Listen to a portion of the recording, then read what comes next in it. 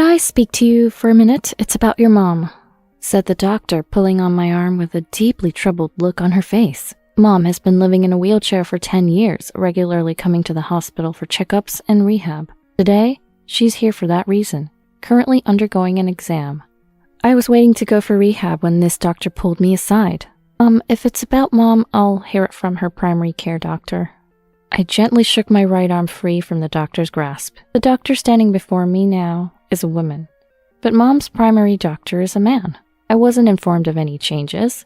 Why am I hearing about Mom from a doctor who isn't her primary doctor? With suspicion in my eyes, the female doctor in front of me impatiently wrapped her hands around mine. "There's something about your mom that I need to tell you, and only you. It's something that would be problematic if heard by her or her primary doctor." "Just to me?" I took a step towards the female doctor, who looked back at me with a serious expression. "I'm Madison, a 35-year-old single corporate employee. I work for a major company, but currently I'm working remotely for a particular reason. I've been raised in a single-parent family for as long as I can remember. My parents divorced when I was very young, and I have no memory of what my dad looked like or who he was. All I know is that his name was Michael. According to Mom, my dad was a good-for-nothing. He treated Mom like a slave and left her because he said the child was in the way, running off with a younger woman he was having an affair with. We've never been able to get in touch with him since, and Mom has disposed of all photos that had Dad in them. Because of these circumstances, there was no dispute over custody after the divorce, and Mom took me in. I can never thank Mom enough for working late into the night and raising me single-handedly. Thanks to her, I was able to go to college and even land a job at a major company. Mom poured so much love into me that I never felt lonely growing up in a single-parent home. Besides, I've never felt the desire to meet Dad. Over and over, Mom would say, "That man was truly hopeless, Madison, so think of it as if you never had a dad to begin with."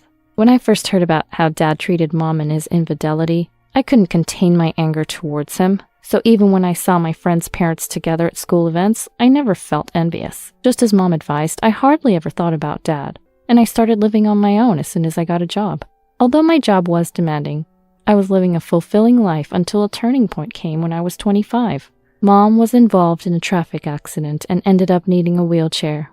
Having lost her ability to walk, Mom had to quit her job, and the always bright and hardworking woman I knew began to lose her smile and became depressed. Unable to move as she used to, she spiraled into depression, and despite having numerous helpers, none seemed to fit well, leaving Mom growing increasingly frail. During this time, I received several calls from Mom saying she felt lonely and wanted me to come back home, which worried me enough to return to take care of her.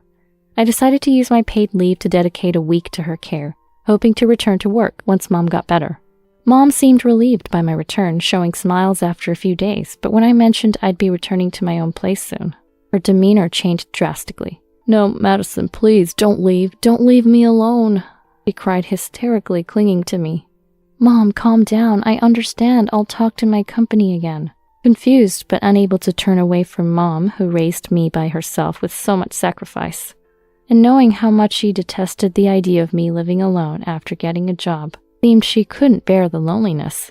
Perhaps her physical and mental condition had deteriorated too much. I consulted with my company and decided to switch to remote work, working shorter hours until Mom's condition improved. Then, ever since that day, Mom started to dislike being alone, always sticking close by even when I was working from home.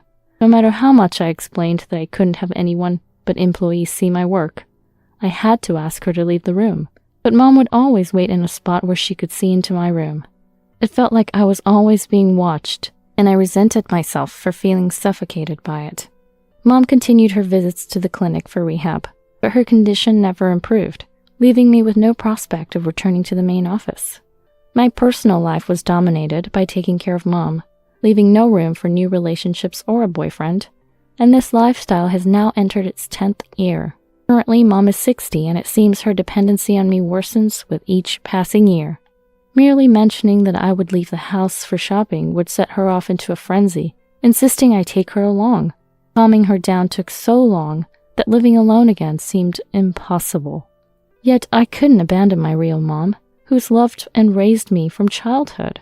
Then one day, Mom had a regular checkup, and I always accompanied her to the hospital. Her doctor was Dr. Thomas, a man in his 40s, and he had been overseeing Mom for 10 years. And I trusted him completely.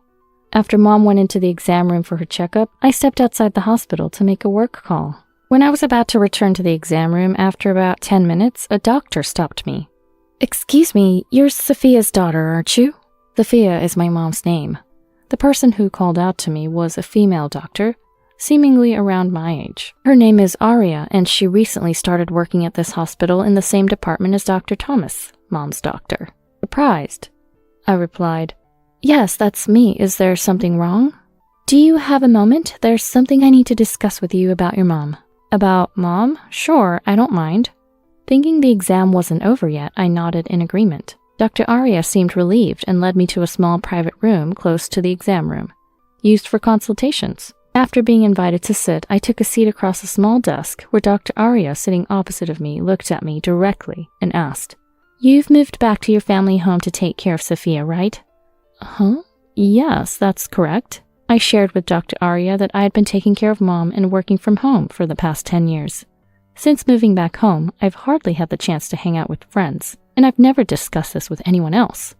Dr. Aria listened quietly, nodding as I found myself venting frustrations I usually keep to myself. "I'm sorry for going on about this." "It's okay. So 10 years, huh?" She smiled kindly before suddenly becoming pensive, then looked at me seriously and began to speak. However, what reached my ears was not Dr. Aria's words, but Mom's scream. Rushing to the door in a panic, what I saw left me speechless, and then Dr. Aria slowly shook her head. "You should leave your home immediately. It's better to escape from your mom." Her straightforward statement left me speechless. Suppressing this rising anger, I thanked Dr. Aria. Then, without going back to Mom, I returned home. Upon arriving, I hurriedly began packing my belongings. The image of Mom I saw at the hospital haunted me. 2 hours passed as I continued packing, with countless calls from Mom coming in. She must be panicking because I didn't show up after her exam and rehab. Yet I kept ignoring the persistent calls, and only answered after settling down in the evening, having finished packing. "Madison, where are you now? I've called so many times. Why didn't you answer?" As soon as the call connected, Mom started yelling at me. Normally, I would apologize immediately, but this time, "Oh, I'm at home right now," I replied indifferently. "You went home and left me behind? Why would you do that?"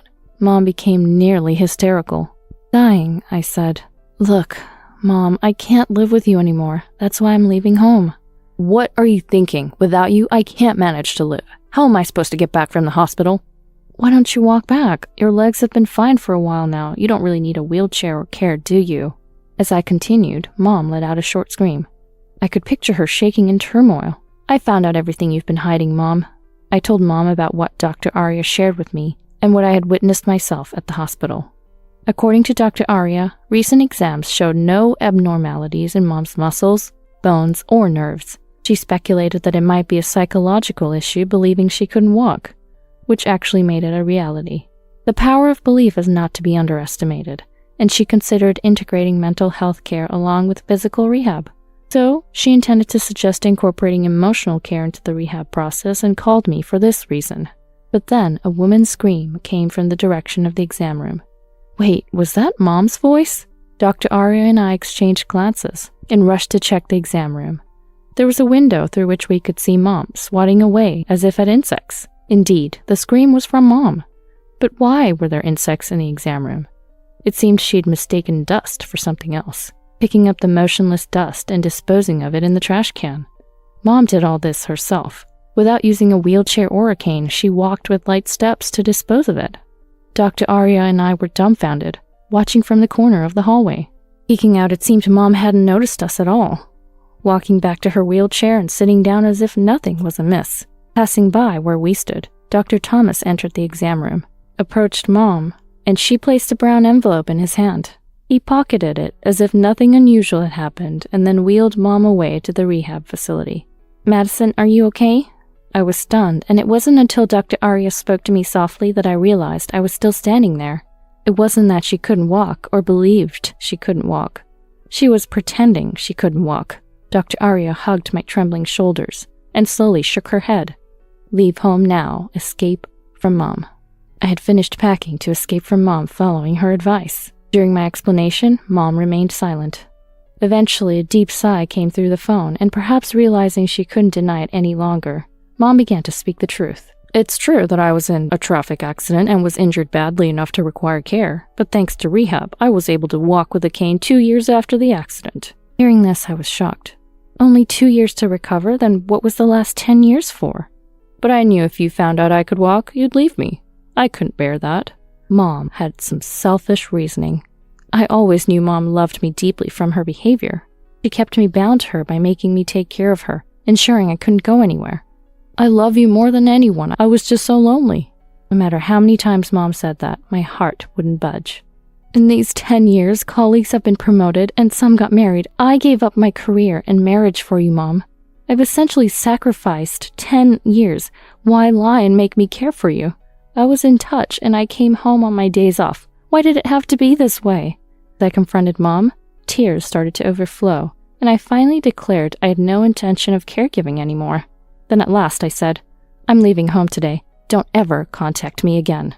And with that, I rejected Mom. Mom was still ranting about something, but I didn't listen and hung up the call. A month later, I, having started living on my own again, was at a certain hospital. Just as I was about to leave after my checkup, a familiar figure rushed towards me. It was supposed to be Dr. Thomas, Mom's doctor. He looked more gaunt than I remembered, with an air of exhaustion emanating from him. Wondering why he was at this hospital, I was taken aback by his desperate demeanor, but reluctantly agreed to listen to what he had to say. Then he confessed that he had known about Mom's recovery from the start, and had diagnosed her as disabled in exchange for money from Mom. The envelope Mom had handed him that day apparently contained cash as well. Due to Dr. Aria's complaint, the hospital had discovered the truth, and he was fired soon after. Furthermore, he was facing imminent arrest and the revocation of his medical license for continuously forging medical documents. However, I've done nothing wrong, he insisted. Shockingly, Dr. Thomas claimed that the money was not a gift from Mom, but hush money from me. He alleged that I had planned to defraud disability pensions by making Mom appear disabled, and had coerced him into writing the necessary documents under duress. Of course, none of this was true. It was Dr. Thomas who had reached out to Mom. To think he would try to shift the blame onto me now that he was facing arrest was unbelievable. What are you talking about? I did no such thing. No, it's the truth. I'll tell everything to the police without holding back. Dr. Thomas's eyes were bloodshot as he shouted, and I turned pale. There was not a single piece of evidence in Dr. Thomas's story, but proving my non-involvement with them would also be difficult. As I was on the verge of tears, contemplating the impossibility of proving a negative, a man approached me and stood in front of Dr. Thomas as if to shield me. Oh, you're the hospital director here. Oh, I have something important to discuss with you. At the sight of the man, Dr. Thomas's face turned ashen. He approached, trying to smile and rubbing his hands together, but the man frowned and glared at him. What are you doing to my daughter? Daughter? The man Dr. Thomas glared at was the director of this hospital, and also my dad, Michael. Yes, the dad I had separated from in childhood after he divorced Mom. My dad was actually a doctor too. As it turns out, my dad was a doctor who had risen through the ranks to become the director of a major hospital after leaving Mom. He had also been in favor of revoking Dr. Thomas's medical license after learning of his misconduct. So your family? Then please, I need to talk. I was coerced into writing those documents by her. It must be hard for you as a dad to see your daughter become a criminal. Please, could you speak on my behalf? Dr. Thomas begged for my dad's mercy on the spot, but Dad shook his head sternly. Don't be ridiculous. You and the hospital have deceived everyone, including my daughter, who cared for her mother for 10 years. She was kept at home for disability benefits, and you wanted to repay your gambling debts. Scammers like you deserve the appropriate punishment. With that, Dad dismissed Dr. Thomas's plea. Well, damn it. Realizing he was defeated, Dr. Thomas collapsed on the spot. Surrounded by onlookers, I could only watch him with an indescribable feeling. Then suddenly, someone pulled my arm hard from behind. Turning around in shock, I saw Mom standing on her own 2 feet, with a terrifying expression. What are you doing to Madison? She screamed, glaring at Dad. Mom, why are you here? I knew Dr. Thomas was looking for you, so I followed him here, Mom said, her determination chilling. Her resolve to find me was intense. Give Madison back. I won't let you take her, Mom yelled at Dad, her face more fierce than I'd ever seen, and I felt a shiver of fear. I shook off Mom's hand. Stop it already, I yelled. I knew all the stories you told me about Dad were lies. As I said this, Mom's expression changed and she started to panic. The truth was, Mom had been lying to me about Dad since their divorce to prevent me from wanting to meet him. All the stories about Dad treating her like a slave and leaving her for a younger woman were false. Dad, a dedicated doctor, was always busy and had no proper holidays, which Mom knew before marrying him. Yet her attitude changed drastically after I was born. She blamed him for being absent and not being able to go on family trips, deciding to divorce him on her own because she deemed him a bad father. Then, on my 3rd birthday, Mom suddenly took me and left the house. It turned out that it wasn't Dad who left, but it was Mom. After the divorce, Mom got custody because Dad, despite having sufficient income, didn't have time for childcare. However, Dad had been sending a substantial amount of child support every month, which I was completely unaware of until recently when I talked to Dad. Becoming a single parent, Mom grew increasingly dependent on me and lied about Dad being a no-good man to prevent me from moving in with my financially stable father. Dad had repeatedly asked to see me, but Mom kept refusing, claiming I didn't want to see him. There were times it seemed like a meeting would happen, but either Dad was called away for an emergency, or Mom would suddenly cancel for some reason and we never met. I have been told I couldn't contact my missing dad since I was little, but that too was a lie. We lived comfortably on Dad's child support, which is why Mom never returned to her parents' home and was able to send me to high school and college. The story about Mom working hard late into the night to raise me was also not true. She worked part-time during the day and spent her nights out to pretend she was struggling with parenting. "Where's the proof?" Mom muttered weakly, to which Dad replied, "The child support and tuition fees I've been sending and the working hours at the store you claim to work at can be verified." Mom slumped down, defeated. I realized I had been living a lie spun by Mom all my life. I was shocked when I first learned the truth, but now my anger outweighed the shock. "Thanks for everything, Mom, but this is the end." As I said this coldly, Mom clung to me. "Wait, Madison, I did it all for you." "It was all for yourself, wasn't it? Despite receiving a lot of money, you pretended to be a struggling single mother. Did you enjoy wasting 10 years of your daughter's life with lies? I can't trust you anymore. Don't ever get involved with me or Dad again." As Mom stood there speechless, unable to make excuses, I declared our estrangement and left the hospital with Dad. Afterwards, Dr. Thomas was arrested and lost his medical license. He was sentenced to prison for repeatedly forging medical documents and sued by the hospital for tarnishing its reputation. Mom was also charged with bribery for paying a doctor to write false medical diagnoses, ordered to return all the pensions she had received plus interest, and faced legal action for fraud. What happens to Mom from now on is no longer my concern, as I've cut ties with her. As for me, the shock of being betrayed by Mom led me to seek help at a major hospital, where I reunited with Dad while getting a referral. I was happy to learn that he hadn't forgotten me when he recognized my full name and reached out. Now I'm back to working at the headquarters, balancing work and hospital visits. Dr. Arya, who revealed the truth about Mom, exchanged contact info with me when I went to thank her later. And now we sometimes meet for coffee. It's refreshing to have conversations with anyone after so long. Dad and I also keep in touch regularly, reclaiming our time as a family. I'm going to see a movie with Dr. Arya soon. It's been about 10 years since I went to the movies with anyone, so I'm really looking forward to it. I shared this with Dad during a dinner out after work one day. Dad smiled gently. "From now on, live as you wish, Madison," he said. I nodded deeply, determined to enjoy a fulfilling life while planning for the future.